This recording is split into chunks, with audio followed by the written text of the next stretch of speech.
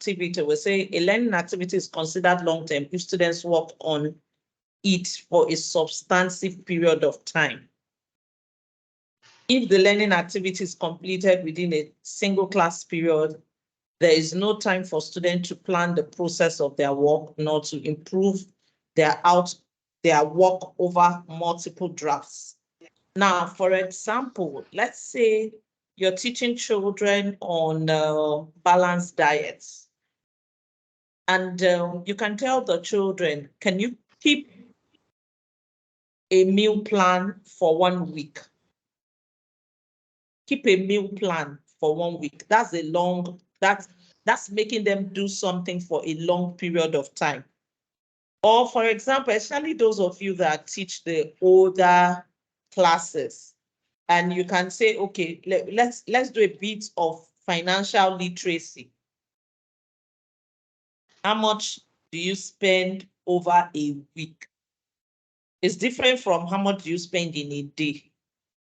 Because for me to really come up with how much I spend over a week, I have to be very intentional. I have to keep records. I have to do a lot of things. Now, one of the key things that is very important for long-term activity outside of length of time for children to be able to self-regulate is learning goals and success criteria. So my question would be, do you share your learning goals with your students?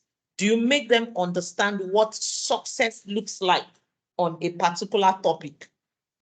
So a child in your class, at the end of this week, let's say we're working on 11 times table. Our learning goal is 11 times table. What does success look like at the end of the week? How would a child be able to say, I have been successful in this topic at the end of the week? I am teaching parts of speech, or I am teaching the vowel sounds or what the consonants are, or I am teaching what a noun is or what a verb is. Why would a child know, okay, this is the learning objective for this topic? How, outside of learning objective, does the child also understand what success criteria is for that topic? Does the child understand that I am successful in this topic if maybe I can write 5 sentences and identify the verbs in those sentences? Does the child understand that? Does the child understand that at the end of this topic, I should be able to define key terms? I should be able to explain those key terms maybe in a certain way, or I should be able to look at a question and know that this question is referring to what I have. They need to understand what success criteria is. So apart from you as the teacher, the child should be able to say at the end of this week, this was what my teacher said success criteria is. And I'm looking at what I have done this week. At the end of this week, this topic we are finished. Okay, at least I know I can define what a noun is.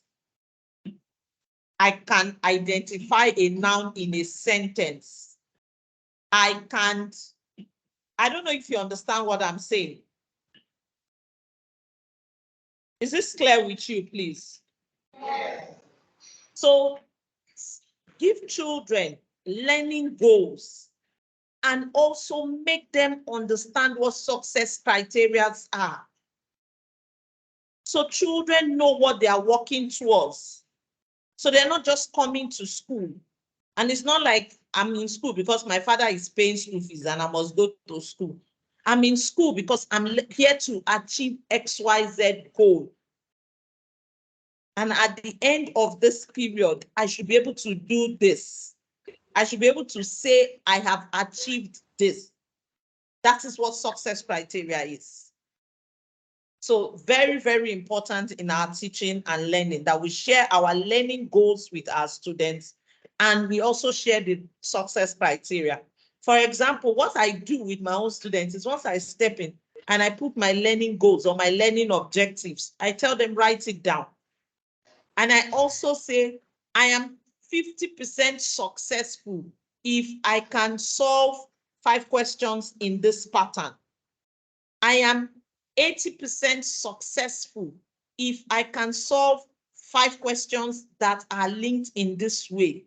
I am now 90 to 100% successful if I am able to do this other aspect. So everybody knows. So at the end of the week, I'm always like, so where are you? I want you to go back, look at our success criteria, look at what you have been able to do on your own, and tell me where you are. It even helps me as a teacher. So if I have to support you, I know where I'm supporting you from. I know what I'm helping you with. So it's very important. So now it's the learning activity long term. Students keep a journal about nutrition over the course of a week. That's a long-term activity. Students document what they ate in 2 days. Sometimes you could even give them a project and say, okay, you're going on holiday. It's going to be your Christmas holiday. I want you to keep a journal on all the fun activities you have done during Christmas. So they come back, and at the end of the day, they're giving you a story of, oh, maybe I went to grandma's place. I went to my village for the first time and I saw a masquerade. They keep a proper journal. That's a long-term activity. But if you just tell them, make sure that over the weekend, just write whatever fun activity you have done. That's not considered long-term. So children should be able to work on projects. So when you give them projects, it's not project that they just sleep, wake up, and they are done with it. It's not even making them think. It's not even making them ask questions. They don't need to ask uncle or auntie or mom or dad to be able to answer your question. They're good and gone and done with. So it means that you're not challenging their intellect. Now, the next one here is planning own work. This is a bit very dicey when it comes to nursery and primary school, because I've had teachers who will tell you, how can you allow the children to plan their work? And I said, like I always say, yes, I understand that some of them are babies, but you also need to understand that the babies you think, that if you're very conversant with what has happened on social media, some of the crises we've had on social media are from children in the so-called nursery primary school. In fact, we've had more crises. Can you hear me? Yes. We've had more crises on things happening on social media for children between the ages of 6 and 10 than we've had from even the older ones. So the reality is you have a conversation with them. So this is the project that we have to work on for this term. Our project for this term is on, let's say, financial management. How are we going to go about it? So you have that conversation with them. So you let them be the one to discuss. So if you're going to do financial management, what tools do you think we need? They will come up with different things, and then you help them choose what is best. But the truth is, because the idea is coming from them, they're more likely to commit. And apart from that, there's what we call a sense of ownership. So for example, I'm telling you, for our project this month or this term, our project this term is on entrepreneurship. And I'm telling you, what do you think we can do on entrepreneurship? And the children will say, Auntie, maybe we should think of making bags, or maybe we should think of making slippers, or maybe we should think of, they come up with these things. Oh, we could knit with wool. Do you know that the fact that you're not the one even throwing the ideas to them and they're the ones coming up with the ideas, when it's time to execute the project, they will do it. They'll be more committed to doing it because it's like it's their own thing. They're not looking at it anymore as the teacher's own thing. They're looking at it as their own thing. let me give you a little hint. I remember when I joined my present school, I had a huge question bank, and one of the teachers asked me, said, "How did you sit down to generate this question bank like this?" I told him, I said, "Me generate question bank. I don't have that strength to."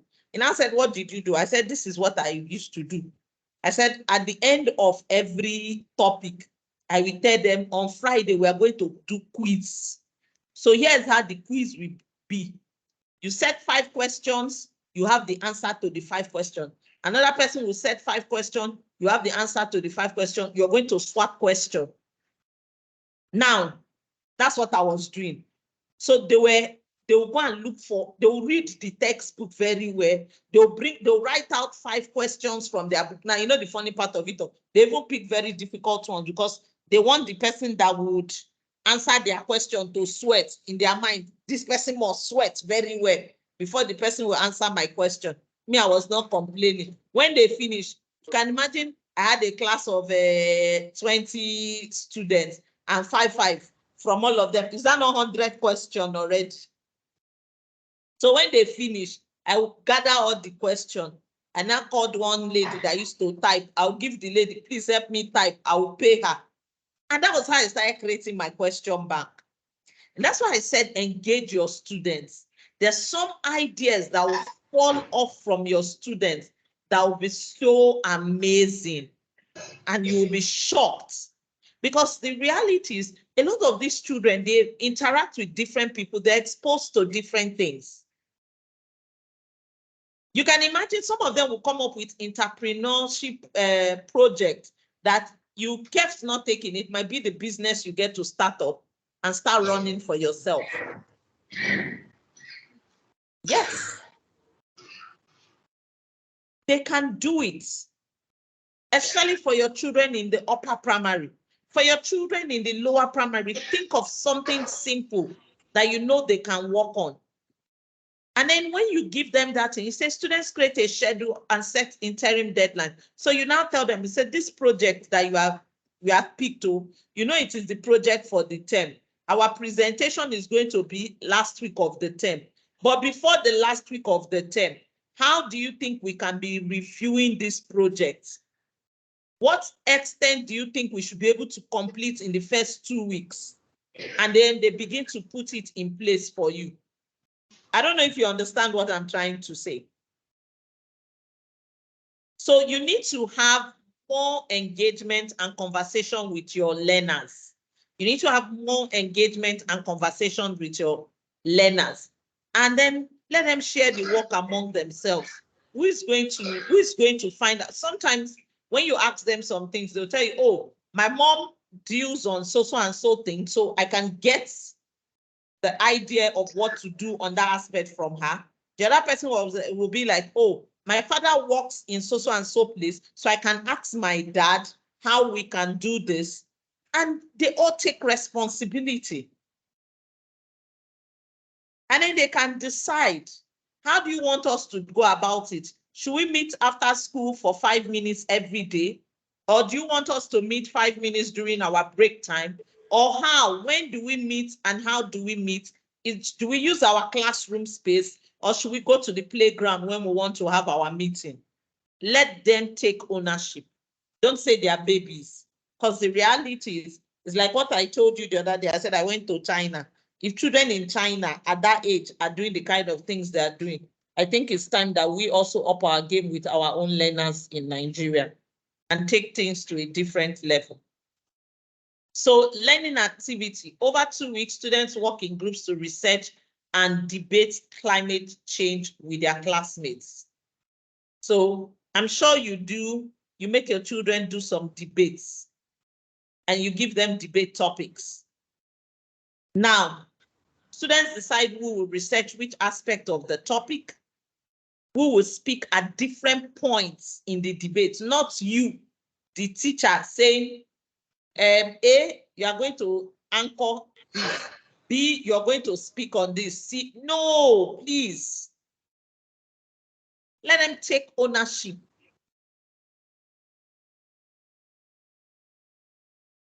And then they will make their own deadline. They said, we are doing interclass debates. When they finish, oh yeah, when do you people, the debate is in 2 weeks' time. When do you think you will be ready to make a presentation to me as your class teacher before the final day of the debate? Let them decide that. And then when they have that date, they work towards it. Yes, you can be checking in on them and say, don't forget you're supposed to present to me in 2 weeks' time. What have you done? Then they can come and say, oh, auntie, so far we have gotten to this, we have gotten to this. What do you need help with? Yes, you provide them that help. But in the overall, they are the ones in charge of doing these things, not you as the teacher sitting down and doing everything. Let them be accountable for themselves. And then the other part of it is opportunity to revise work based on feedback. So it's just like what I said. Oh, your class is going to be taking part in an inter-school debate. Did they have opportunity to revise what they are going to present? Was there feedback given? And did they improve on their work based on the feedback? So it's not enough to say feedback was given, but was this feedback incorporated in the final presentation? Did they show that that feedback was taken and an improvement was given? And feedback is not just from you as a teacher. Feedback can also be from their peers. We have a drama presentation. For example, I mean, this is Christmas season, and they could say, okay, every class we're going to have a carol service. Part of the carol service is classes are going to sing, classes are going to do drama presentation and all that and all that. During the drama, when they did their drama presentation, was there an opportunity for them maybe to do the drama in front of their peers, and then their peers will now give feedback? Like, oh, I think if so and so person has done this, it would have been better. Please don't say that they don't know. I think that's one challenge we have. We believe they don't know. It's a lie, they know. There's no child that is completely blank of knowledge before coming to you. There's no child that's completely blank of knowledge before coming to you. They know something.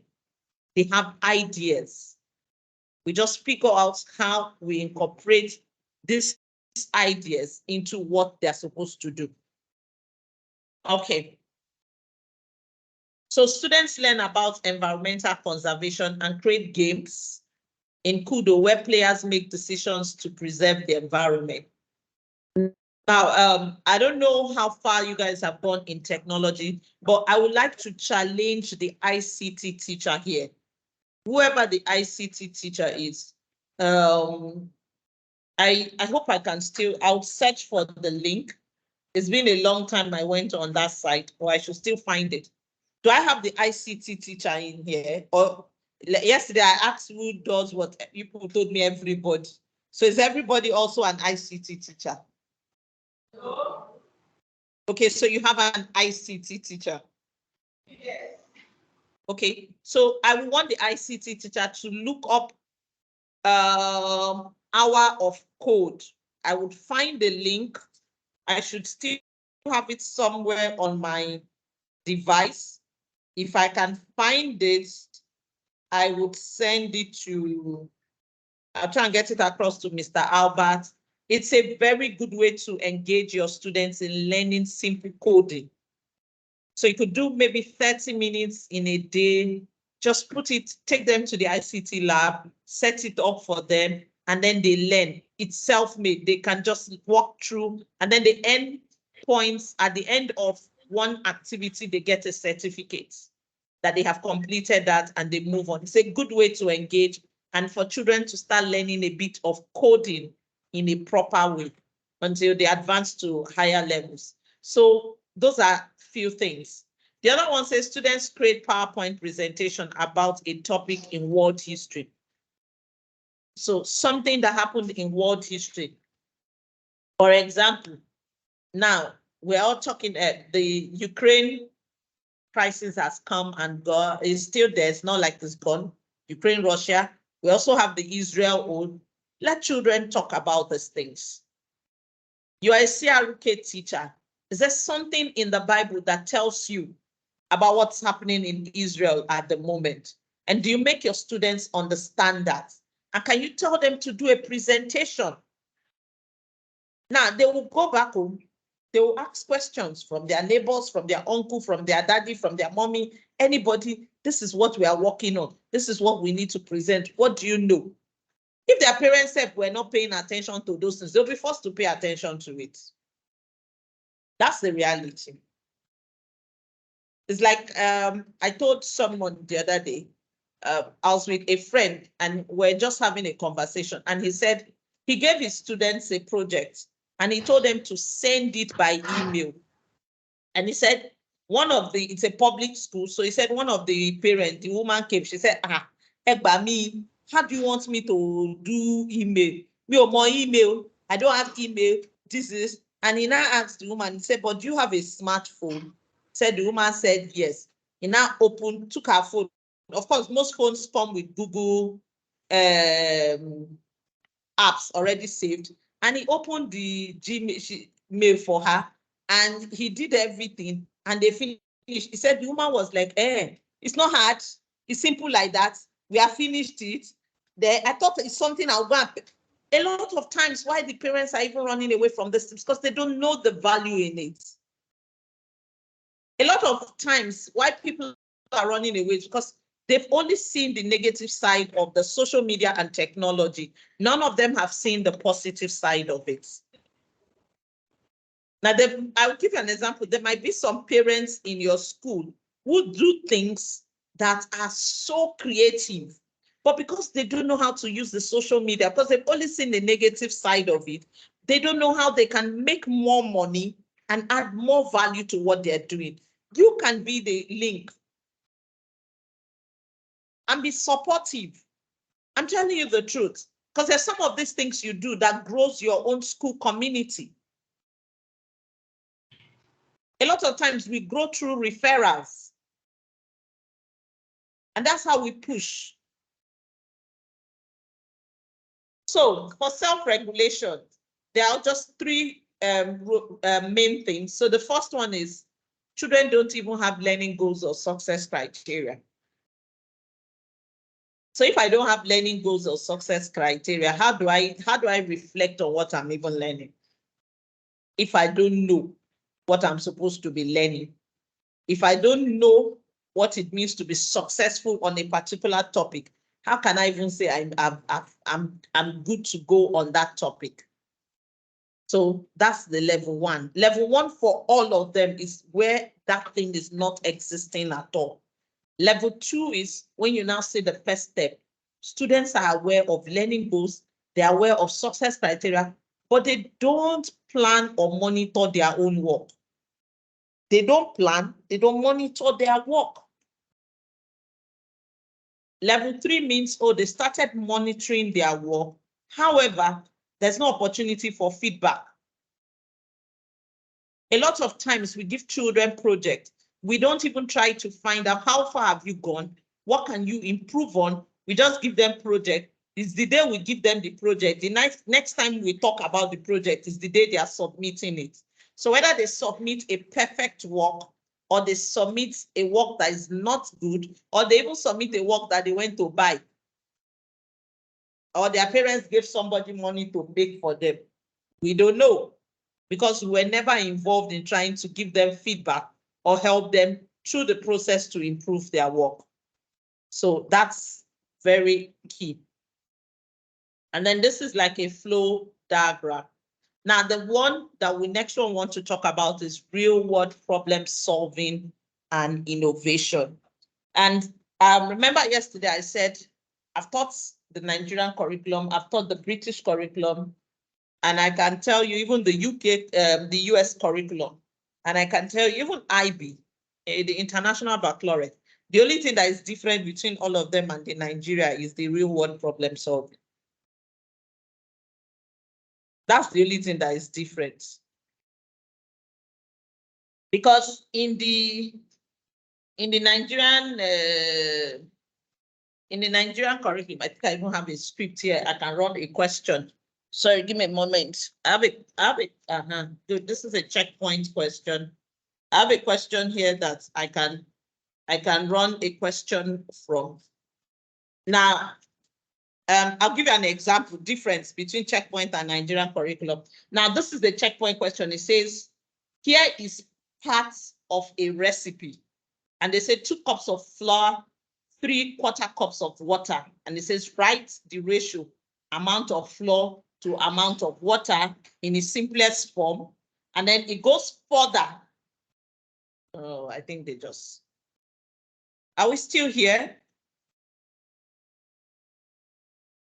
Hello?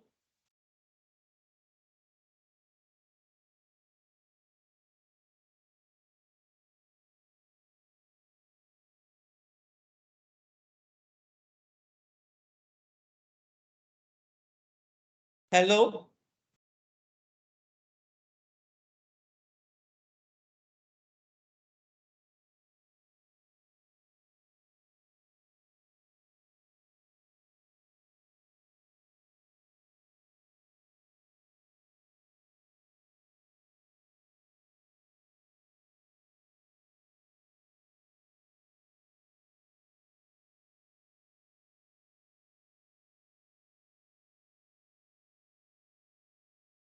Hello?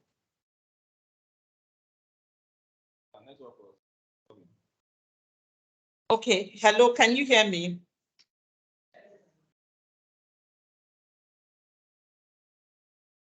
Hello? It depends.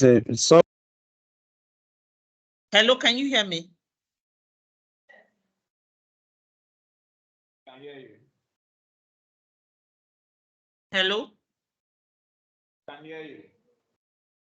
Can you see my screen? Yes, you can. Okay, because I can't see you guys anymore, so I'm not sure if you can hear me, and I'm not sure if you can see my screen. We can see your screen and we can see you. We can hear you also. Can you see my screen? Okay, good. So I was trying to say the difference between the Nigeria and the British curriculum. So, okay, good. So now,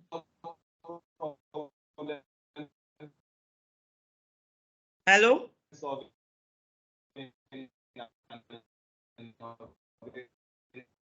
Oh, sorry, your line is cracking. I can't hear you clearly. If you can hear, but can you hear me clearly? I said, can you go back to the flow chart? The flow chart, that's what we stopped when network interrupted. Okay, this is the flow chart. Can you see this? Yes, we can. Okay. Can I continue now? Yeah, go ahead.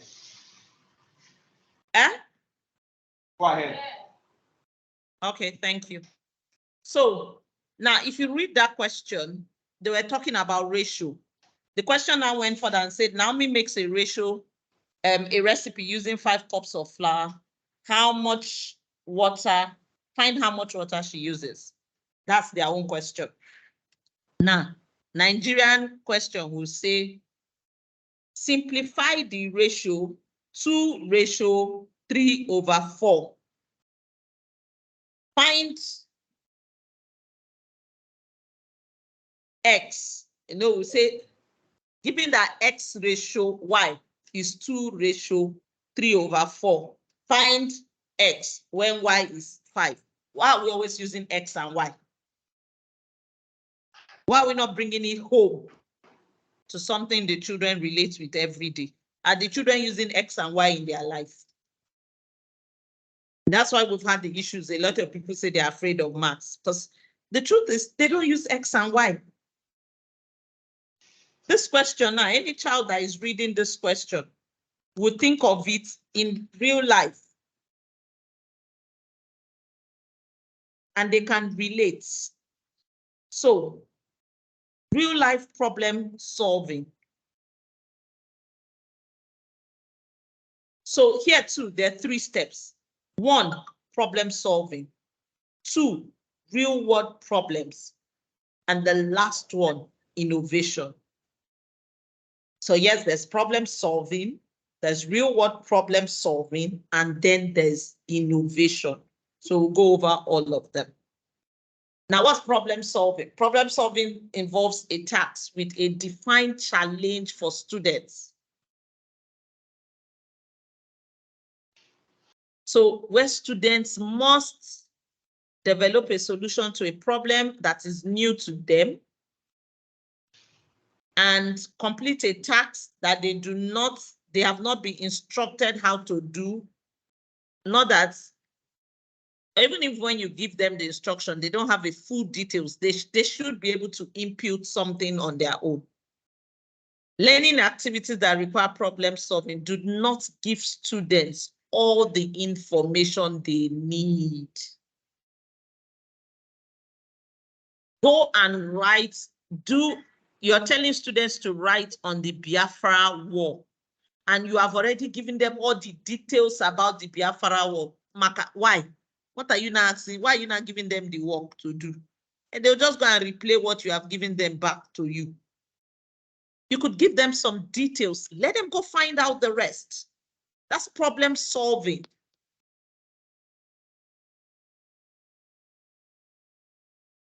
So they don't need to be given everything completely.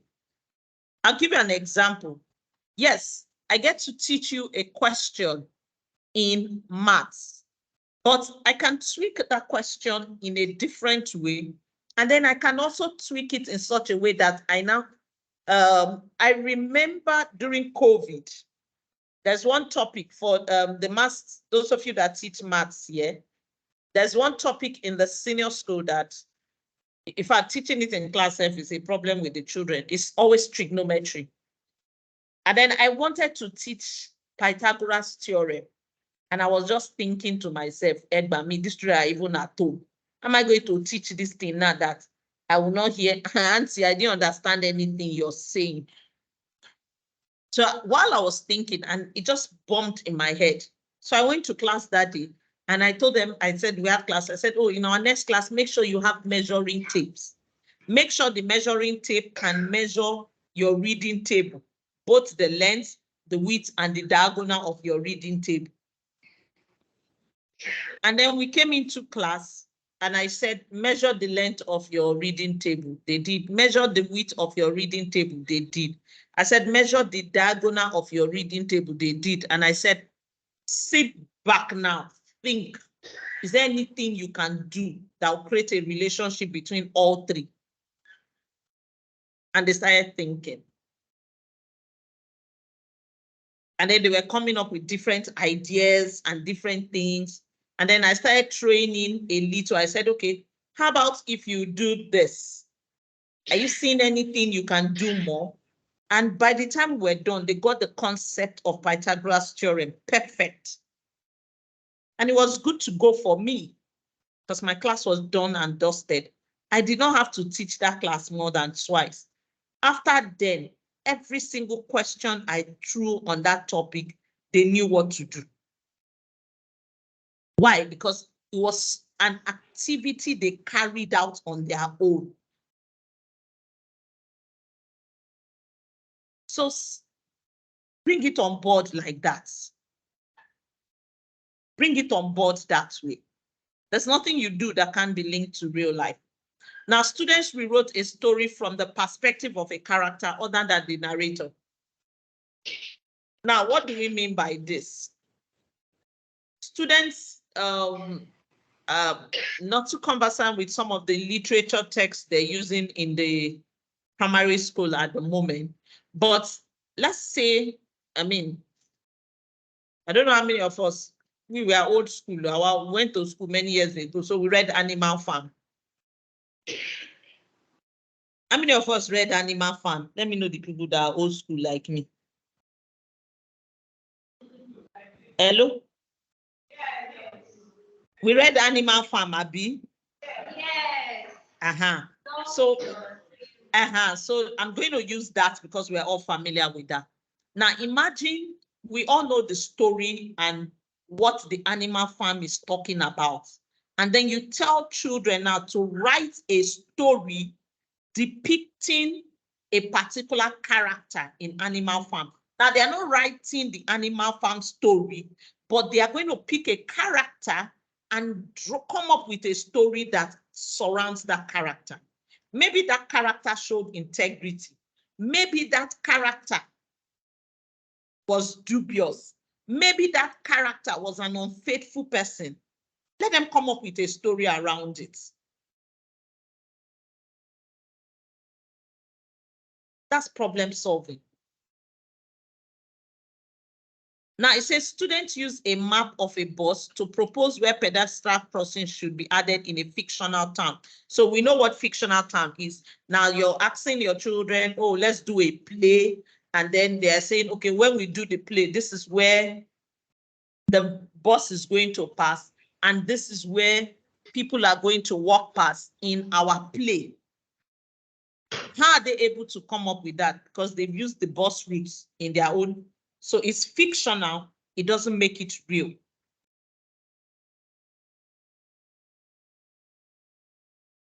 So let them problem solve.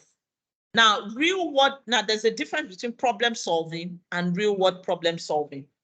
Real world problem solving means it is an authentic situation that affects real people. It is an authentic situation that affects real people. For example, we talk about there's a water problem in our community, and you're asking your children to come up with solution to that water problem.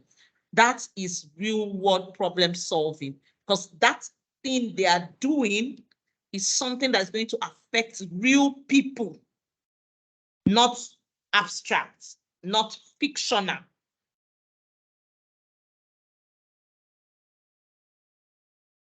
So even when you assign them projects to do, please make it real.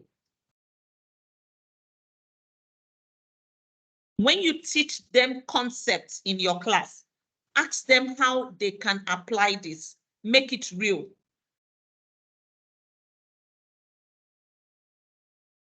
So I am asking them now, I am teaching them on balanced diet, and I'm telling them, create a balanced diet for people in XYZ. Or for example, we have the IDP camps. To tell them, can you create a balanced meal for people in the IDP camps? So the children there can be healthy. What do you think will be required? That's real world problem solving. And in case where students need to use data to work, please let them use authentic data. Don't go and guess the data for them. So for example, you want them to do something on COVID-19. Don't say, let's assume, please go to NCDC site and get the real statistics. And let them work with that. So don't say, let's assume, no. Use real data to work. So yes, students rewrote a Shakespeare play for teenage audience. Now, you know, the last one we're saying they had to rewrite the play. But if they're not rewriting the play for teenage audience, they could just write it in any way. But if they're writing it for teenage audience, the language and everything about it will be unique and different. Now, I like the last one. It says students investigated growing plants in their classroom could improve the air quality. They did not say in their own classroom. If we have to grow plants in our own classroom, is it going to improve air quality? The no is students investigated the interaction between green plants and carbon dioxide. It does not, what they are doing is not going to affect anybody. They are not doing it because they are trying to help anyone. They are not doing it with respect to real world scenarios. They're just carrying out an experiment. But you see the last one, they're doing it because they want to improve air quality in their own classroom.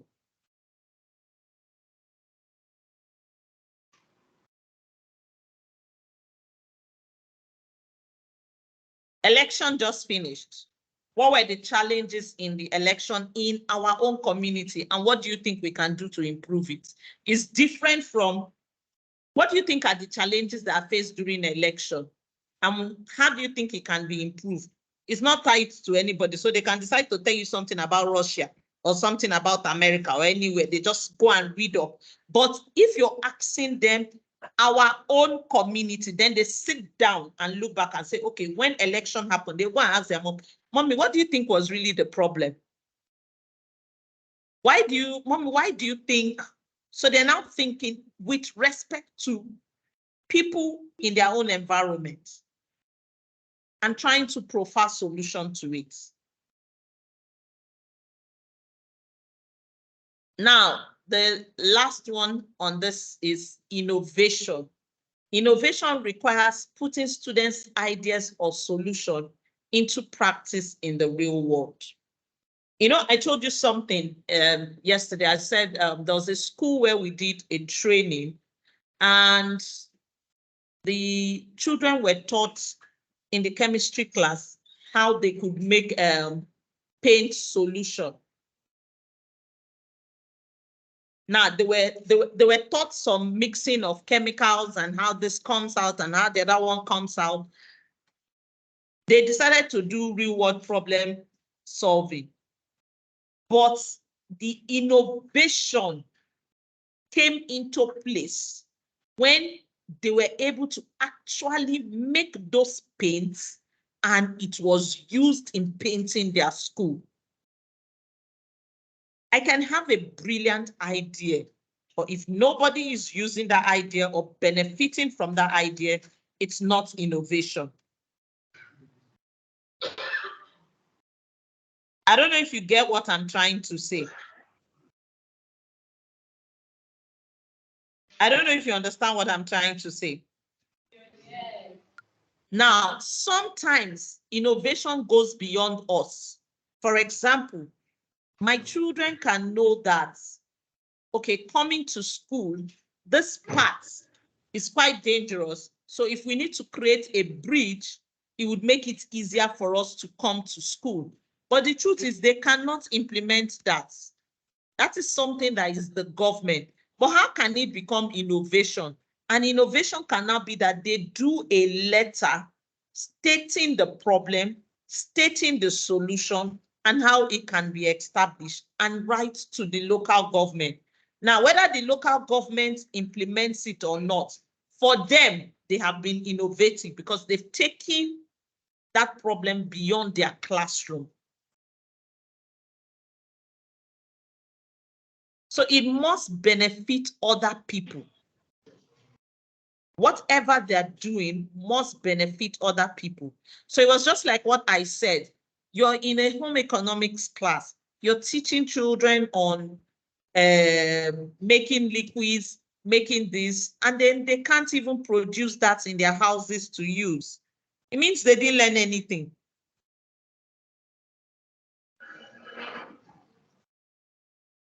So we need to get to that point where our children become very innovative. As simple as knitting. You can teach children how to knit, and children will knit a sweater for themselves or knit sweater for their younger ones. So whatever you do needs to go beyond you as the educator for the children. So here, children write a Shakespeare play for a teenage audience. Now, if they write for a teenage audience, that's real world problem solving. But the innovation comes in when they now get to perform that play at a local youth center. Students write letter to the town council about their ideas of adding pedestrian crossing in their town. Now, they cannot implement it, but they're able to mail the letter to members of the council. So they might not be able to implement it, but they're able to mail it to people that can implement it. That is innovation for the children. So it needs to go beyond. So if they do the letter and you as the educator, you only mark it, grade it, and score them 10 over 10, it's not innovation. But it becomes innovation when it goes beyond you. It becomes innovation when, okay, they send it across to the PTF chairperson to implement the idea. That's innovation. I hope this is clear with everyone. Okay. So this is the rubric for real world. The learning activities main requirement is not problem solving. Students use previous learned answers to or procedure from, so they're not problem solving. Sorry. And then the second level is when they start problem solving, but they're not solving any real world issues. So please let children be able to think beyond your classroom into the real world. And then the third one is where they begin to solve real world issues.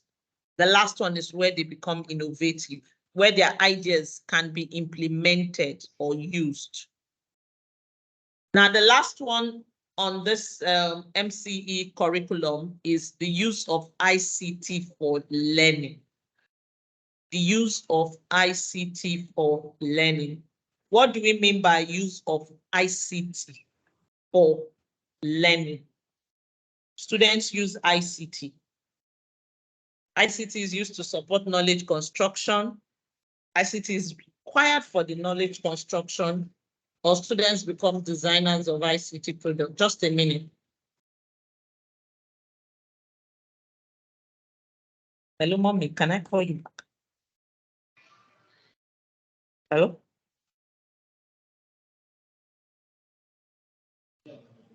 So, students use ICT for learning. Students use ICT for learning when students use ICT for directly. So it's not that you, the teacher, you're the one using ICT. It is the students. There's a difference between you, the teacher, using ICT and students using ICT. For example, now, if you have to do something in the computer lab and students are working on the computer while you're doing what you're doing, that's students using ICT. But if you're teaching in class and you're just projecting PowerPoint, that is you using ICT. You, the teacher, you're using ICT to engage learning, but the children are not using ICT. They need to be hands-on on ICT. They need to be able to see the need to use ICT. If you have an interactive board in your class, let the children to come to the board and do something with the interactive board. Not that they just sit down in the class and they are writing in their book. They are just writing in their book, writing in their book. That is not use of ICT for learning. So very, very important. There's a difference between you, the teacher, using ICT and the children. The children must use it themselves. So students used Excel software to complete a mass learning activity. That is children using ICT. Now, if you create a worksheet and you give the children, you used ICT to create the worksheet, but the children are not using ICT at that point. Now, students wrote a report using Word program with edits tracked by students, even just by telling them, do this assignment and send it to me by mail. That is children using ICT. So that's very, very key. Now, use of ICT to support knowledge construction. Now, ICT supports knowledge construction when a part of that learning requires them to use ICT. For example, if you have to give them an assignment and they have to go Google about it, it means they're using ICT to support their learning. It means that for them to be able to do that thing, they needed to go to the internet. to get more information, to be able to complete the tasks we have given to them. So that means they're now using ICT to support their knowledge construction. They're using ICT to support their knowledge construction. But a case where what they even, and when we say they go to the internet, for example, if you're going to the internet to look for something that is already in your social studies book, it's not use of ICT. I don't know if you understand what I'm saying.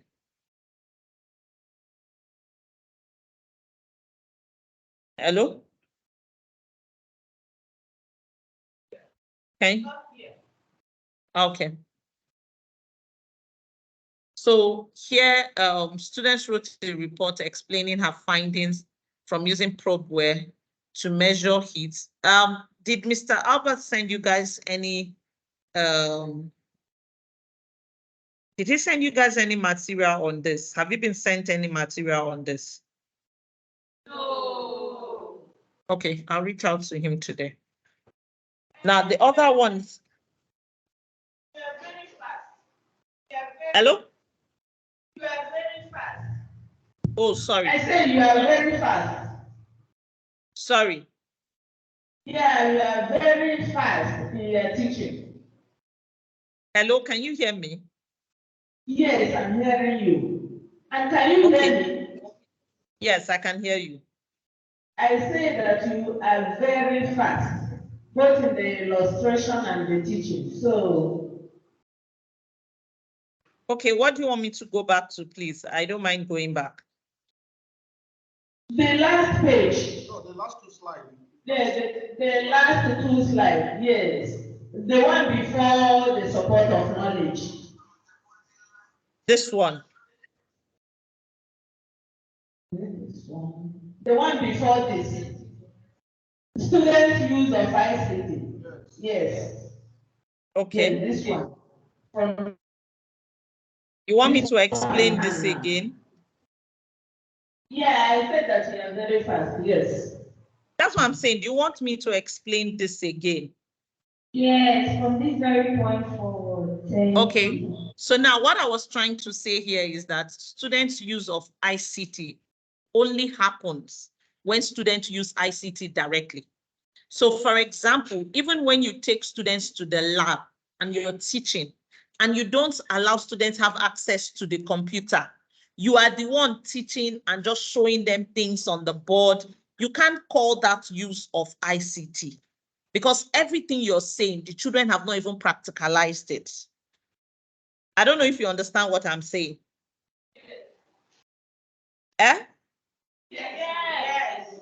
Okay, or if you have an interactive board in your class and every time you're the one that shows your PowerPoint, you're the one that does everything, the children never come to the interactive board to do anything. They don't even know how to use the interactive board to draw an image to help with their learning. That is you using ICT, not the students using ICT. Use of ICT comes in when the students directly use ICT themselves. So even when they get into the computer lab, let them put on the computer themselves, let them open this themselves. What you're teaching them, let them be pressing it, let them be doing it. That is now children using ICT. I hope this is clear with everyone. Yes. Okay. And here, the example here was a student used Excel. Now, for math teachers, Excel is one tool you can use to do a lot of things, pie charts, your bar charts, even your drawing of graphs or your representation, your mean, your media, your mode. So I'm teaching mean media mode and I'm telling my students, oh, use Excel to find mean media mode. That is them using ICT. But if they don't, or I just printed out a worksheet and I gave it to them. Now, I use ICT to create that worksheet. And the worksheet, once I print it out, it's just a sheet of paper. So if I give it to the students and they're working on it, they're not using ICT. So rather than give it to them and working on it, why don't I just put them in front of the computer and direct them on what to do on the computer? That is children engaging with the use of ICT. Now, if a student is writing a report, for example, we've said write a report on XYZ to the PTF committee, and the children write that report and give it to you, the teacher, and you're the one emailing it to the PTF, that's not the children using ICT. So what you can do is let them come to you when they write the report. You sit with them in the lab, show them how they get to type it using Microsoft Word. Show them, okay, so this is how we're going to send it by mail to the PTF. That is the child using ICT. But if they write it out, bring it to you, you are the one that will type it and mail it. It's not use of ICT by the children. Is this clear with us? Is this clear? Yes. Okay. So here I now said use of ICT to support knowledge construction. What do I mean by this? I have given my students an assignment, and the assignment, yeah, there's a part of it that they can find in their textbook, but for them, they still go online and decide when they get home, they say, Mommy, give me, like my daughter will always say, Mommy, I want to use your phone. And I'm always like, what do you want my phone for? Say, they give us an assignment, I need to check some things online. So they begin to check online and get information. Now, that information is supporting knowledge construction, because whatever information they get would help them to do that assignment. Excuse me, it will help them to be able to do that assignment. So now they have used ICT to support knowledge construction. They have used ICT to empower whatever information they're adding back on their assignment to give to their teacher. So that is where the use of ICT to support knowledge construction comes into play. Even having to watch the news and get information, because the television is termed as technology. Listening to news on the radio is termed as technology. So maybe the question I have given to them, and I'm telling them that they need to listen to 7 p.m. news on NTA, because on NTA 7 p.m. news, this issue would be discussed. They need to listen to be able to get information to write the report they are writing. That is use of ICT for knowledge construction. I don't know if this is clear with us. So using technology to help out with answering a question or doing an assignment or working on a project is use of ICT for knowledge construction, any form of technology at all. That's use of ICT to support knowledge construction. Now, so this is the yes and the no. So it's important that why I'm showing the yes and the no is so that you understand the difference between what use of ICT for knowledge construction is and what it is not. So, for example, a student wrote a lab report explaining her findings from using probeware to measure heat. Don't worry, you're going to get to the point where you start using some of this software. The softwares are free. There are lots of them that are free that you can actually use even for primary school to teach, whether English or math. It's just like, for example, someone I asked yesterday and the person said, oh, I said, how do you do your sound for the children? And she said, I use my phone to play. That's how using technology.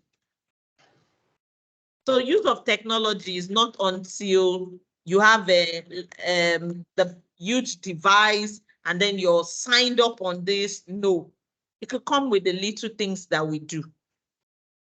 It could even just be using your laptop to download a few things and using it with the children in the classroom. So that's just the use of ICT. Now, the next one is ICT required for knowledge construction. ICT required for knowledge construction. Now we've talked about use of ICT for knowledge construction. Now we're now saying ICT required for knowledge construction. What do we mean by this? This one means that without the use of ICT, you can't construct that knowledge. Without the use of technology, you can't construct that knowledge. For example, there's no textbook anywhere currently that has a report on the 2023 election in Nigeria. There's no textbook. If you give children assignment on the 2023 election, or you're giving them assignment on the political parties in Nigeria, if they don't go to the internet, they cannot give you an answer. Because there's no textbook they use in school presently that has it in it. I don't know if you understand what I'm trying to say. Do you understand what I'm trying to say? Yes. But you know, there are some questions. Let me take for example, now if I say write on balanced diet, they can find that one in their textbook, isn't it? It is. They can also decide to go to the internet and they will still get something on balanced diet. But it doesn't mean that without the internet, they cannot do it. No. So something that you know that without the internet, it cannot be done, or without maybe technology. When we talk about technology, it could even be that without them having to listen to news, which is their TV, they cannot get that information. That information cannot be found in a book, in a textbook where they can pick it up from. Then you now know that that thing can only be successful with the use of technology. Is this clear with us? Is this clear with us? Yes. So that's where we say it is required, because without it, the knowledge on that concept can never be fully gotten. So we now say it is required. There are a lot of books that have spoken about the Biafran War. It's also on the internet. I could choose to go to the internet and get all the information I need on the Biafran War. But there are a lot of books that have written about the Biafran War. So what does that mean? It means that whether I go on the internet, I can still get that information without internet. But there's some other things that are not in textbooks. And if I don't go on or if I don't sit down and listen to Channels News by 10 p.m., I might not get that information. So that is where we now talk about ICT required for knowledge construction. Because without me going the extra mile to the internet, I might not be able to get the information I'm looking for. Now, this is a student wrote a report analyzing the different perspectives in 3 current events, articles from international newspapers found on the internet. I'm in Nigeria. How will I get newspaper from the US if I don't go to the internet? And I need information on something on the US. I need information on something in Japan. If I don't go to the internet, I can't get it. So that's where we say ICT is required. But if you're writing on events that happened in Nigeria, that I can pick up newspaper, you know, like, I don't know if they do it in Abuja, but if in Lagos, if you're going out in the morning, you see this new newspaper stand where you have a lot of people, they just gather there and they'll just be taking one paper from one after the other and be reading and reading. And when they finish reading, they move on. You understand? Yeah. So in that case, you cannot say ICT is required for knowledge construction. You can't say that. So that's the difference between use of ICT and ICT is required. Use of ICT is whether I use the ICT or I use my textbook, I will still get the same information. But ICT is required means if I don't use the technology, I cannot find a solution to that question. That is where it is now required. And then the last part of it all is designers of ICT products. And when we talk about designers of ICT products, it doesn't have to be something complex. It doesn't have to be something complex. There could be simple innovations. ICT is supporting real world problem and solving an innovation. That's all. So I want to deal with water situation in my community. How can technology help me?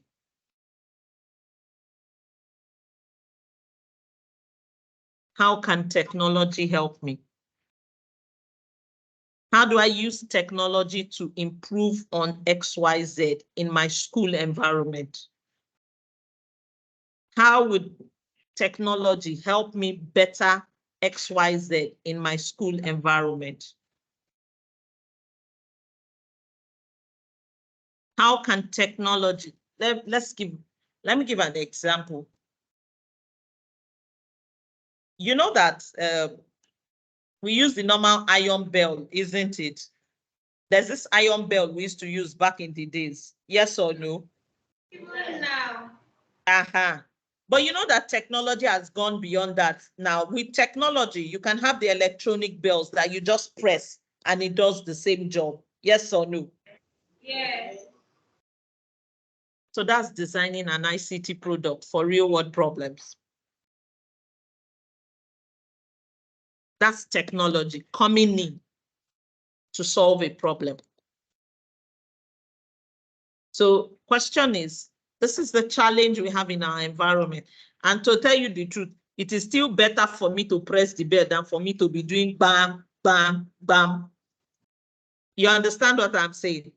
So technology now coming in to solve a real world problem. That's innovation.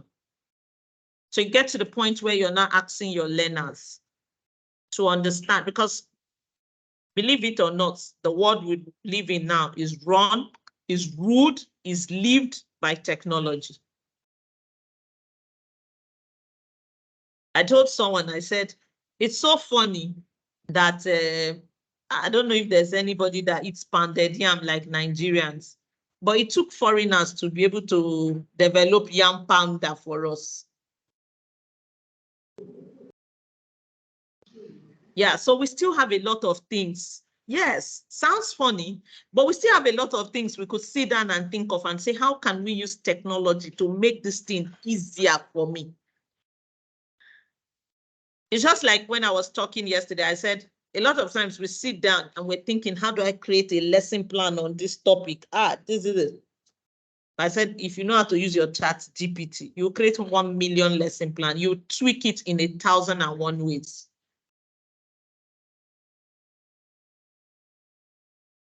And it will come out good and real for you.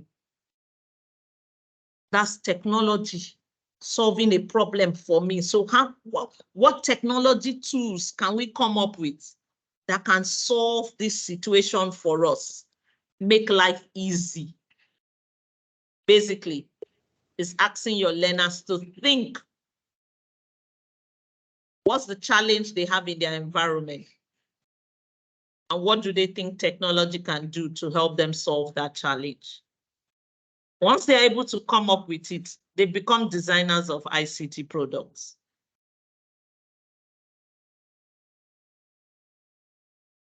So students created a game to help young students learn and practice addition.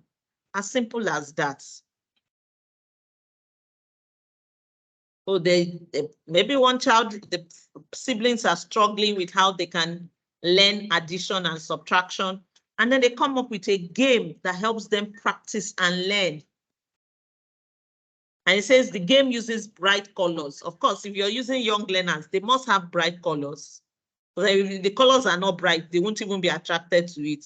And pictures has clear rules and objectives and incorporates a reasonable level of challenge. Not that it's overly complex. And you are saying you want the young learners to learn. So those are a few things you look at. Now, the other one says students use the internet to research and communicate with local food producers. Now, the students create an app designed to help families in their community make more local choices when buying food.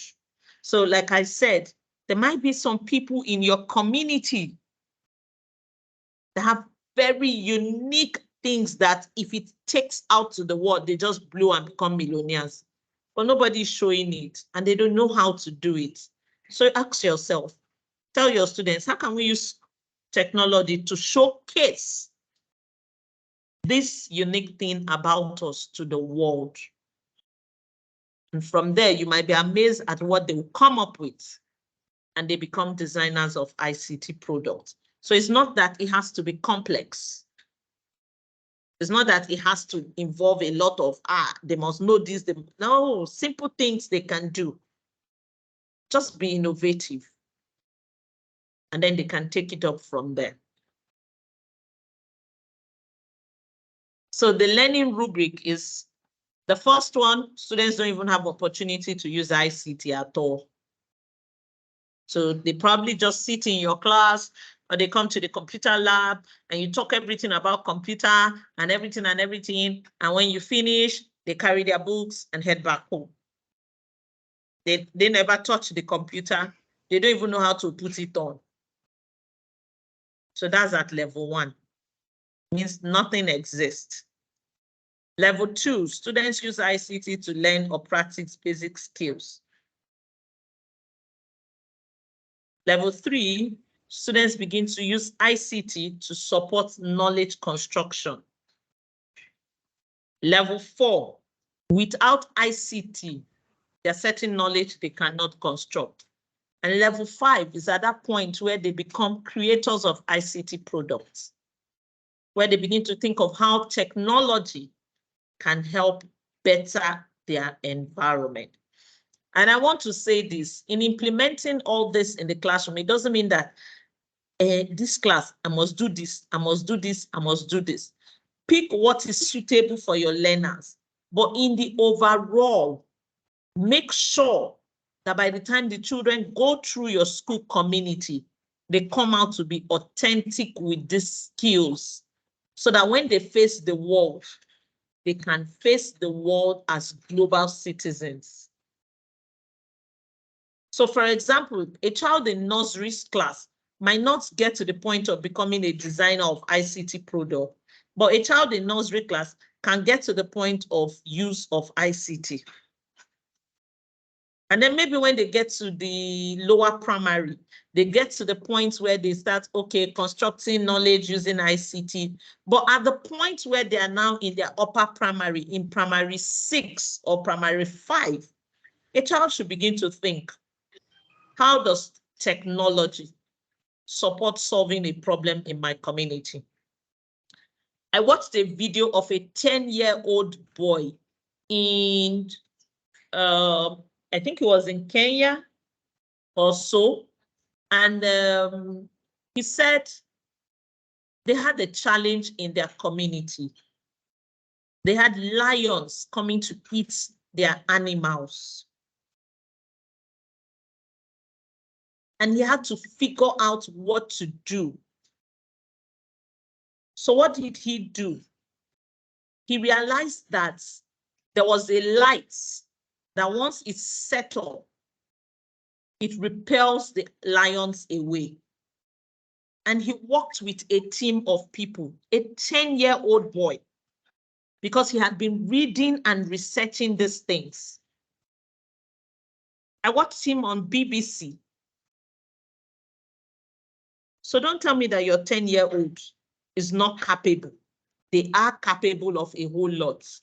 The question is, how much are you willing to let them take on? How well are you willing to let them face some of these things and encourage them to look deep down inside of them and come up with something great? And I always say this, it's not just about the learners you have in your classroom. A lot of us, we are parents, we have children. We have our own children. How are we engaging our children? What are we making our children see in the world? And how are we preparing our children for the future? I always tell people this. I look for a future where my children can stand shoulder to shoulder with the president. But if I don't equip my child with some of these skills that really don't cost money, I can't.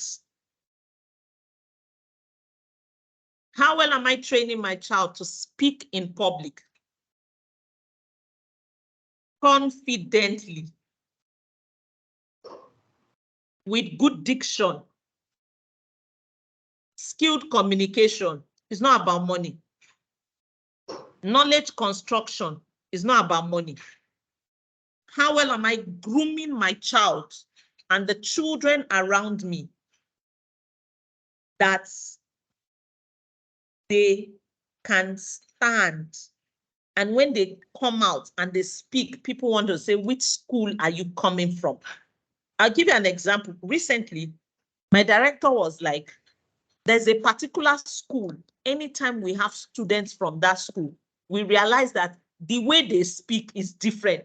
And it's not as if they are speaking Fune or they are doing this thing, but they pronounce their words perfectly well. And she said, we need to go ask them, what are they doing? And trust me, if anybody has to ask her for a primary school, she will refer that school. Because the children are standing out. You can also do the same for your learners. I've seen a lot of people who would say, in fact, I always tell people, I say, you're in primary school, you are blessed. Because the children in primary school remember their teachers more than they even remember in secondary school. They are already adults. They don't give a damn about who you are. I've seen a lot of people. I watched a TED Talk show and the lady said, my ability to speak publicly was as a result of a teacher I met in my grade 3.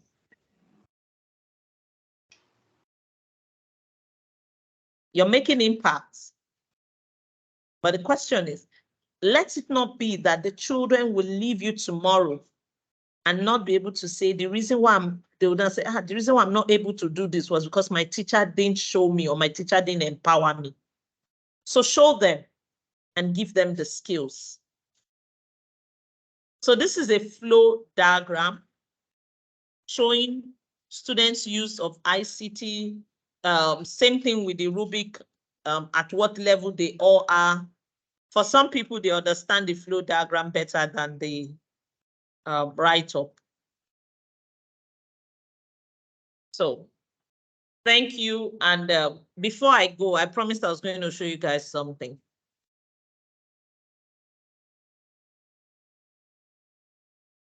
So just give me a minute. I need to minimize this and come on.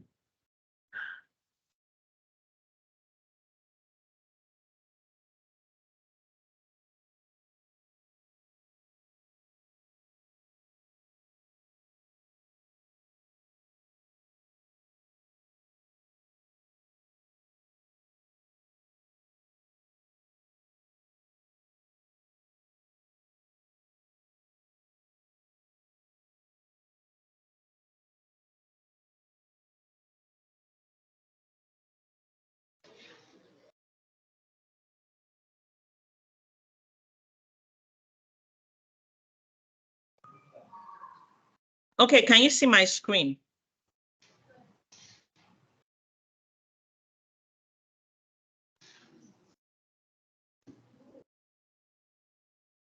Can you see my screen?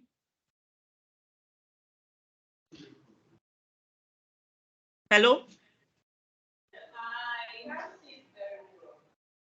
It's a blank white screen. I'm sharing like a Google Chrome. Can you see it? Yes. Okay, so I need someone to give me, I'm typing something. I'm typing act as a grade 2. Okay, no, I put 3. Oh, I wanted to press 2. I pressed 3. Okay, grade 3 teacher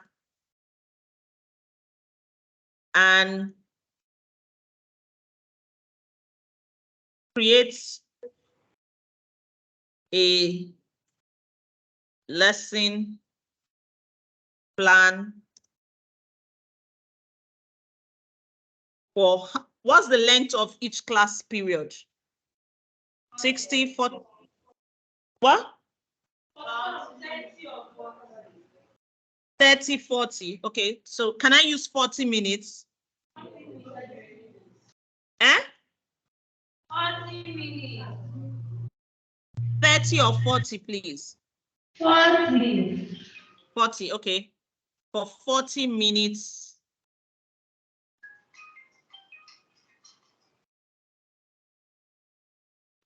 Give me a topic for grade 3. That's primary 3. It doesn't have to be maths. Water purification. What? Just a minute. Janet, can you help me follow up with Mrs. Ojo that I said she should send me Modesayo's question. Hello, Modesa, your question is coming now. She should send me Modesayo's question. I asked her to send it to me a long time and she's yet to send it to me, Mrs. Ojo. Yes, she sent it to my WhatsApp. The girl is calling me. I don't know what's wrong with them. Okay, sorry about that. Give me the topic.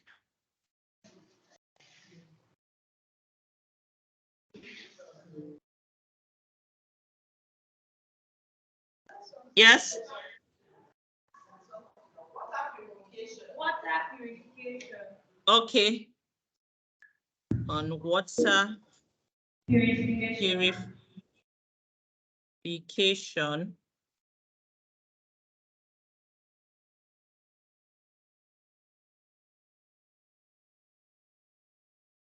Sorry, I need to move this.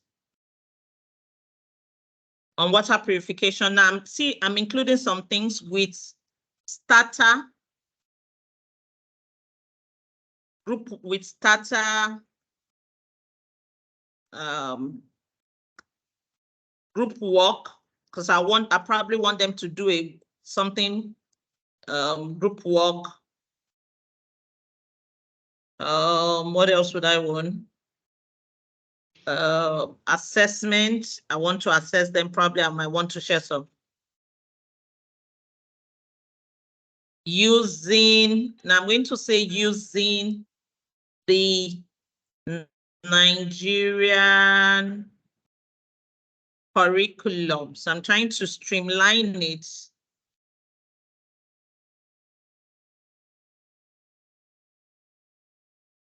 To Nigerian curriculum.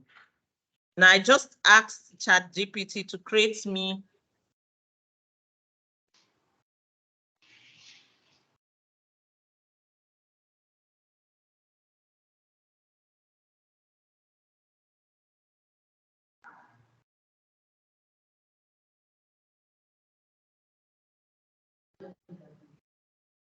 okay, so now it's done. Now I don't know if you can see what my screen looks like. Can you see my screen? No. What do I do now? Can you zoom your screen a little bit? Zoom your screen. Let me see. Can you see my screen? Zoom again, zoom. Can you see? Yeah. Then navigate. Can you see? Can you see my screen? Okay, so you see, okay, so I told it to create a 40 minutes plan based on the Nigerian curriculum, and it said, fine, it will do it for me. Now, learning objective. Now, it starts by saying, sorry, I'm trying to move your video screen around. Now, by the end of the lesson, students should be able to, 1, understand the importance of clean water for health, identify common impurities in water, explain basic methods for water purification. Does this sound like something you want to use in your class, please? Yes. Okay, does the objective align with something you want to teach on the topic for water purification? Yes. Okay, good. Now, it comes down to the next thing. It says materials. What materials do I need to teach this topic? Whiteboard and marker. Of course, we need a whiteboard and marker in the class. Pictures or illustrations of water sources, river, lake, tap. Pictures or samples of impure water. Visual aids showing water purification methods. Some small containers or cups for each group. Exam question, what the hell is wrong with her? I don't know, she should know.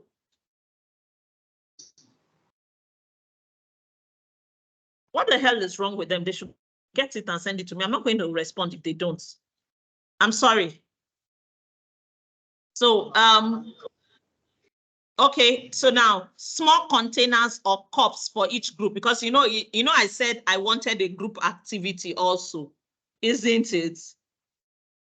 So it's telling me I need small cups and all that. Then it says chart paper and markers. And he now said water purification demonstration material, e.g. filter, cloth, or what? Charcoal. Are you getting it now? So it's giving you an idea of even the materials you need for your class. Now, lesson outline.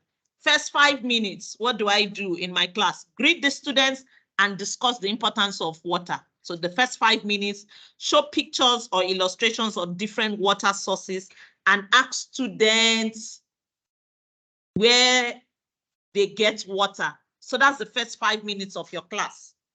You're starting your class, so you run. Now, group activities. So once you have that first 5 minutes, then you can do a group activity for 10 minutes. Because remember, we said 40 minutes. So it's breaking it down for what you can do in 40 minutes. So for those that said time was a constraint in class, please use ChatGPT. ChatGPT will break your 40 minutes, run your class activity, and you achieve good results. Now it says divide the students into small groups. Provide each group with pictures of water sources. Ask them to discuss and list the sources of water they see and whether they think, Can you hear me? Okay, it says ask them to discuss and list the sources of water they see and whether they think the water is clean or not. Each group shares their findings with the class. So you see where our collaboration is coming in. You see where our self-regulation and all that is coming in. You see where our knowledge construction is coming in. It helps. There's no way you teach children using these strategies that it doesn't work, and they will never forget it. And your school would be the top notch. Now, presentation on impurities in water. Show pictures or samples of impure water. Discuss common impurities in water. You have that discussion with them. Ask students why it is essential to remove these impurities before drinking water. It's telling you everything you need to do to make your class flow smoothly and teach your class. Now, group work, water purification methods. Provide each group with chart paper and markers. Assign each group a water purification method, filtration, boiling, and using chemicals. Each group to draw and label the method they are assigned. Groups present their drawings to the class. So you see now that in this teaching, the children are working more than you stressing over them. How will children make noise and be distractive in a class like this? How will children not be engaged in a class like this? And then you can now do a demonstration. So you conduct a simple water purification demonstration using materials like the filter cloths or charcoal, and explain the steps you are using for the children. Conclusion and assignments. Summarize key points about the importance of clean water and basic purification methods. Ask a few questions to assess the students' understanding. Provide feedback and praise for active participants. And then homework. This is homework. It even gives you homework that you can give to your children, and you're good to go. So I'm done with the water purification process. Is this clear? Is this clear? Yes. So that's why I said embrace technology, educators. It makes work easy. I mean, imagine if they ask me to write lesson plan, my lesson plan is ready and good to go.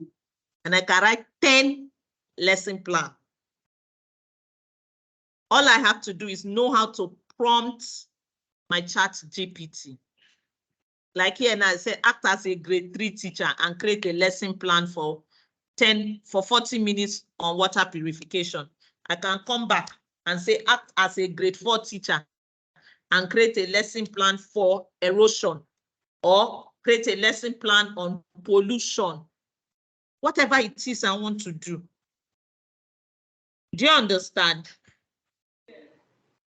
And you're good to go. The beauty of it is that it even gives you idea. The whole group work, real, okay, we're just talking about real world problem solving now. Can you see the children solving problem here? Because they're not just looking at it in abstract. You have the cups, you have clean water, you have that, and they are working and they are doing the experiment and everything. Tell me the truth. There's no way a child will see you run this filtration process that will not take it back home and tell the mother, Mommy, I beg, buy white cloths. Let's be using it to filter our water before we drink. Or they go somewhere and say, this water is dirty. They'll say, please, do you have charcoal? My teacher used charcoal the other day and I saw how they did it. The water came out very clean and they'll do it. These are the things we're talking about. That's what MCE is all about. And you can start by having good lesson plans from your chat GPT. So any questions, please? Yes, I can see a hand at the back.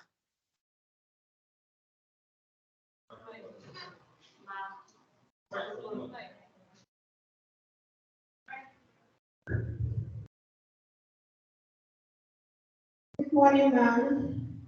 Yes, I can hear you. Thank you very much for the lesson. Can you hear me? Yes, I can hear you. Okay.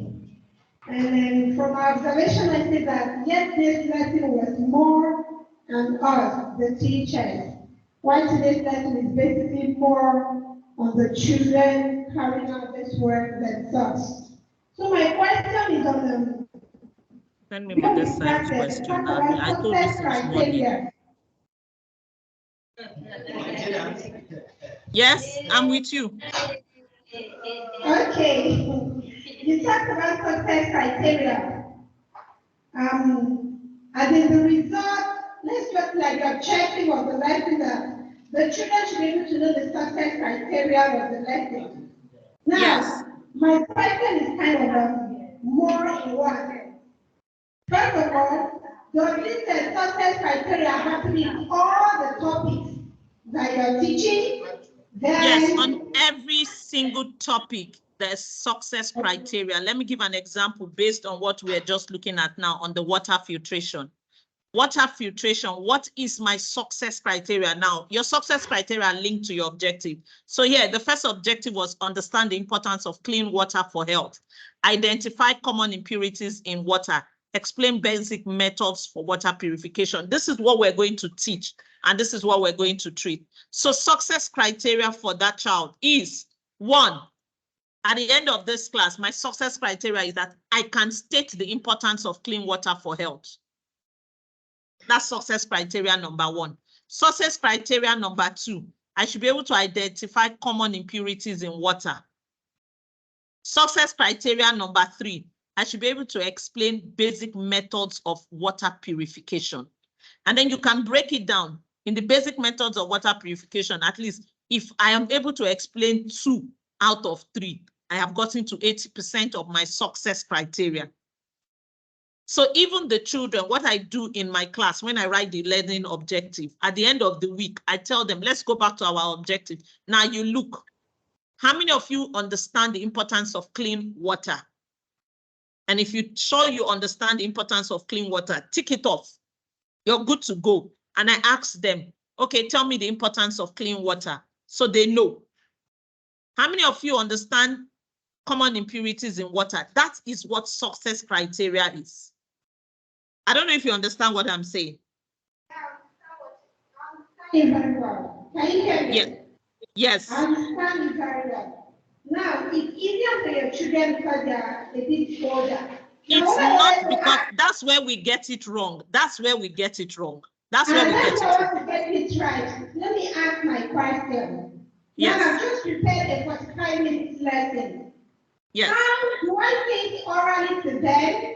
Do I write it out for them to copy? Do I make a printout for them? How do I make them keep these objectives and then go back to it and then be able to tick it out when I'm making a review? Now, let me say this. You need to also understand something, that in your class, please demarcate your board. Your learning objective should be on your board from the beginning to the end of your class. You don't wipe it off.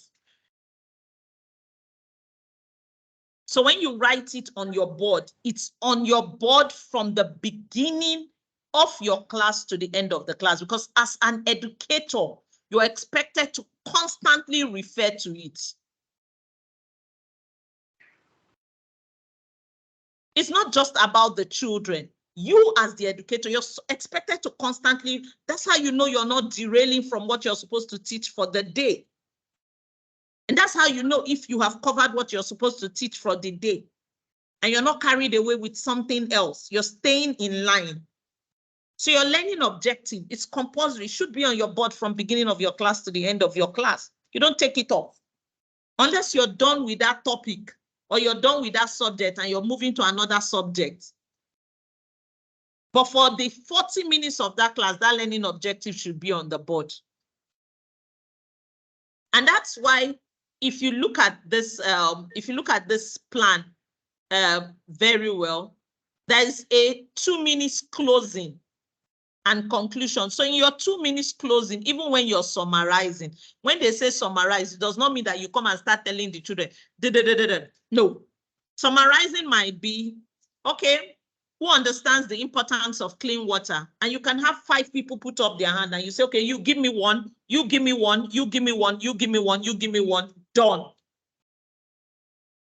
Who understands the common impurities in water? Don't ask the 5 you have asked before. Another set of people should answer that. And you just find out that you have gone around the entire thing for the day. Why am I being the one to summarize? I'm not the one that needs the knowledge. The children need the knowledge. They should do the summary back for me. I will prompt them with a question to get the summary for my class. There's something we call an exit ticket. So the exit ticket is you prompting them and then throwing it back to you, and you're sure your class is good. And the truth about it is, at that point, it also tells you maybe there's something that is missing. Yes, my 40 minutes is over, but when I'm planning my next class, I know that the first 5 minutes in my last class, there was a missing link, and I need to use the first 5 minutes to tidy that up before I move on. So if children don't even know success criteria, and they don't, and a lot of times we say, oh, they're children, they can, who told you? The reason why we're even saying most of these things, because like I asked, how many of you will play videos in your class for your children? They are children, they are the ones that need to watch videos more than too much of big talk. If you look at this thing now that it said, if you look at it, it kept saying image of this, image, image, image, image, because that's what engages a 3-year-old. If I had to prompt this for a grade 10, it won't give me the same format because that's a grade 10. A grade 10, that's an SS1 student.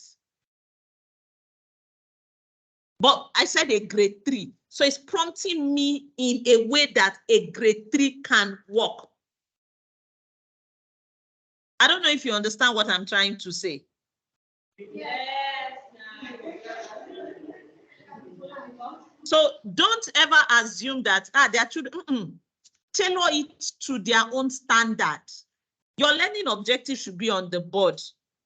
In fact, as we are progressing, when we get to the point where we know that, okay, we're done with this, even before I go into the, let's do the purification of water, my lesson objective is on the board. And I should be able to look back and say, you know, today we said there are 3 things we're going to achieve in the class. How many of you can categorically say, oh, we've achieved 1? The children will know. And these things take 2 minutes. and you're done with it and you're moving on to the next stage. Do you understand what I'm trying to say? Yes. So the lesson objective is not something you write. You tell the children, write it. When they finish, you clean it up. No, your lesson objective by all standard rule in education, your lesson objective stays on your board for the whole class. Because it's supposed to be a guide for you as an educator.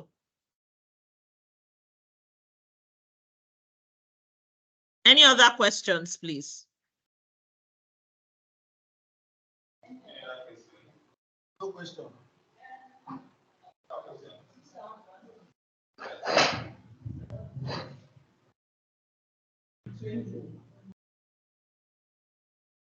Any other question?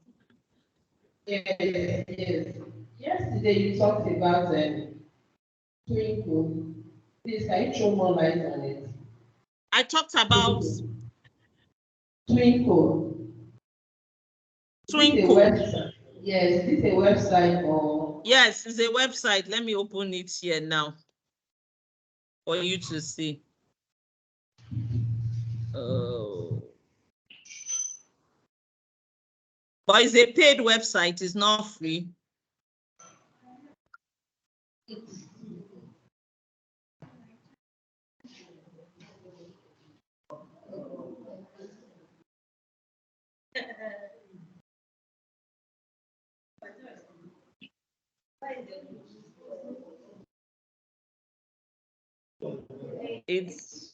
It's paid, and unfortunately, you know, now Nigeria and CBN government, they have rules.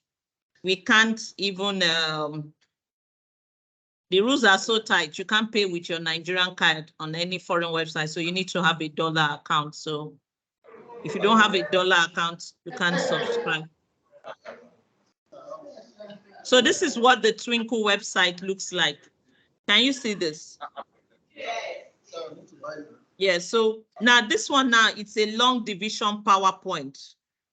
So if you want the PowerPoint so you can use in your class, you just click on it, download it, and use it with your students. There are different things. I actually did here for long division. That's primary 4, long division for primary 4. So long division word problems, long division practice worksheet, poster, PowerPoint, division 4 digit by 2 digits. They're just math concept. This is a video, long division KS2 math concept video. So that's what the Twinkle website looks like. I know they have, you could also get materials on English and science, but I use strictly, I'm a math teacher, so everything I do is strictly maths. I don't worry my head with the English and science. But if I want to get, it's a paid account I use. So if I want anything on, let's say, parts of speech, so usually for them, primary 2 is KS2. So I can just say KS2 parts of speech.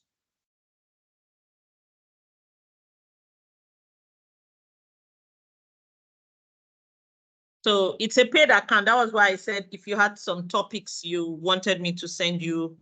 Okay, it said word classes, KS2 sorting activity, parts of speech, noun, adjectives, adverbs, and verbs, sorting games. So even has games you can play, parts of speech, PowerPoint, parts of speech, delay post. I think they're out. Yeah.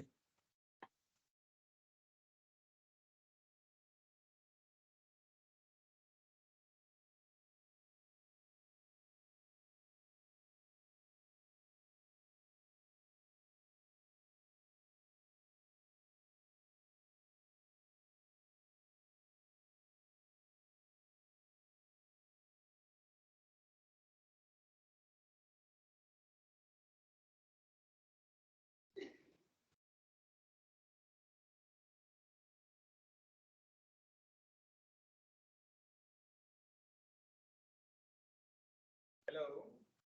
Hello, can you hear me? Yes, we actually lost connection with you. Eh? We lost connection with you, but we're back. Okay, so sorry. So there are different things you can do on the power, like this one now. I think let me see what this is.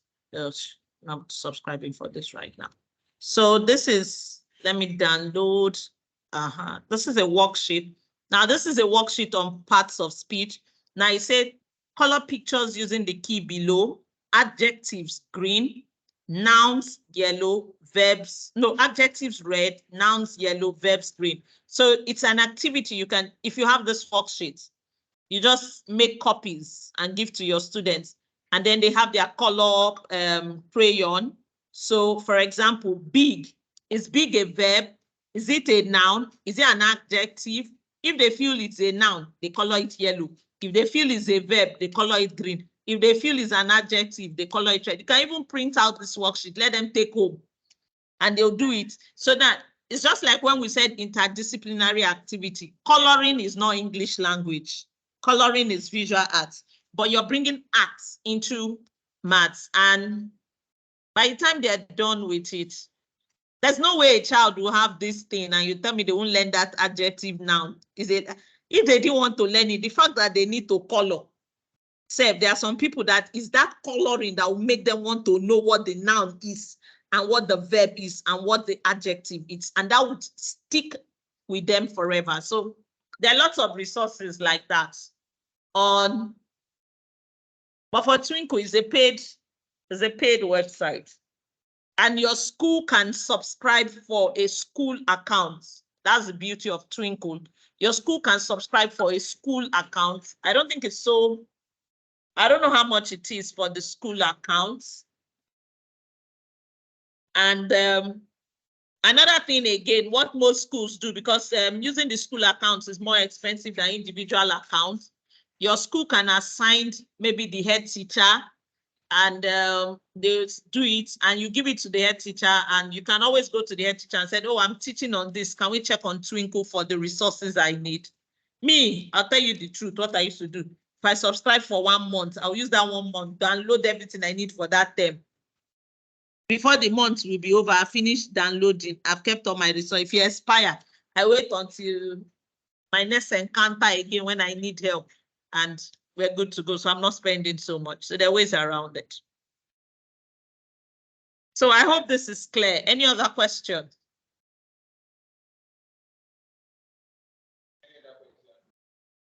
Any other question? I can't hear you.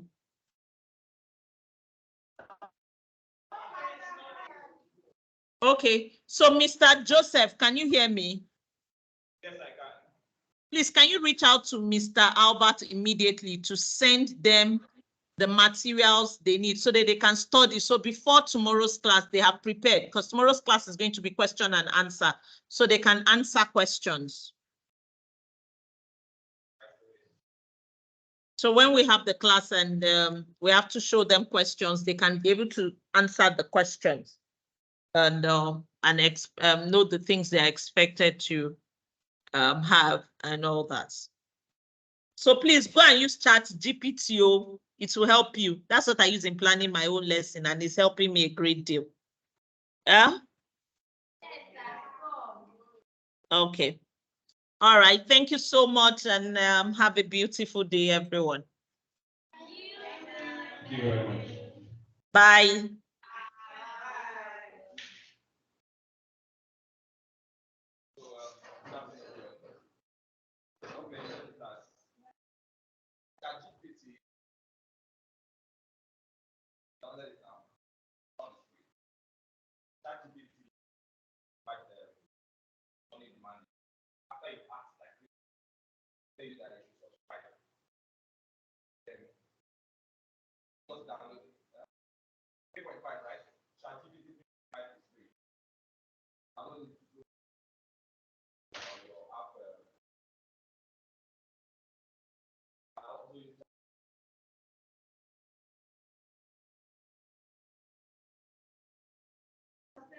Everything I use ChatGPT.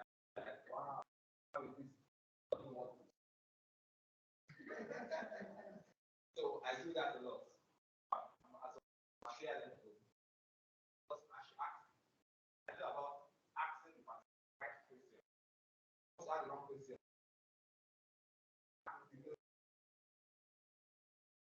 And you follow it up. also about peer pressure. I find it more like lesson. Not very interesting. That was I can knowledge. I see. Material now. Let's just hold on for the people that we need. He's calling now.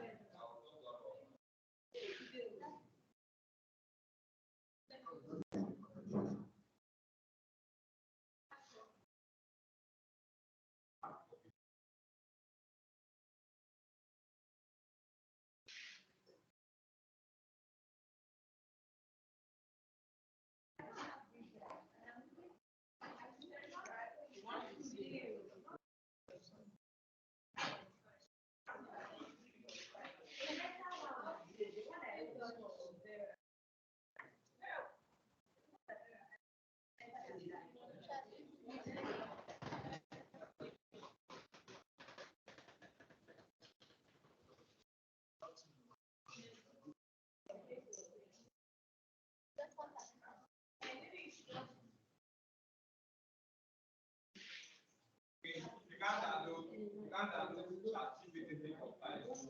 Download Chat AI. Are you Chat AI? Chat AI. Chat AI. Yeah. Listen.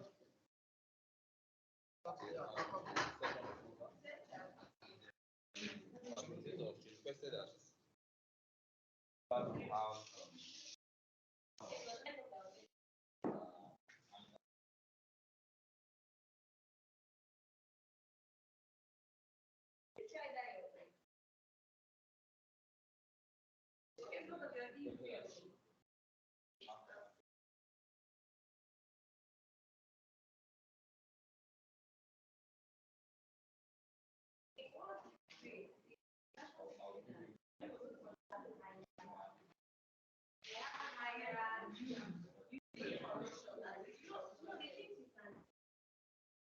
Yeah.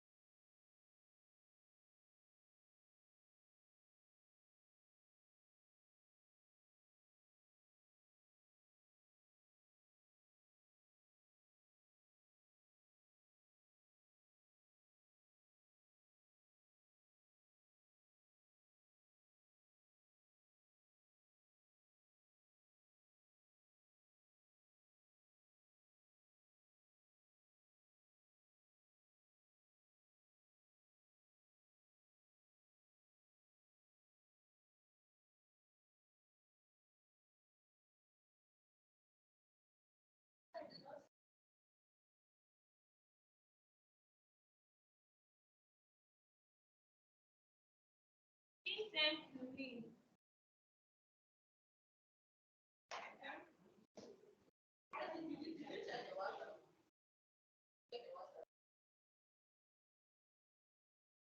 It sent to me. I did not. Yes, yes. I was on WhatsApp. Yes. This morning, no, yesterday was passing by. You send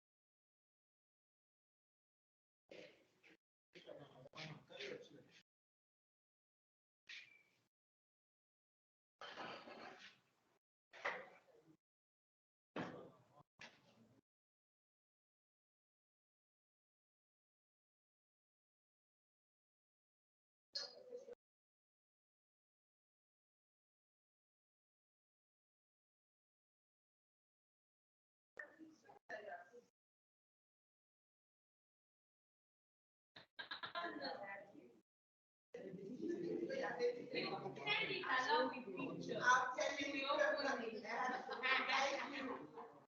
that's true. I'll send it along with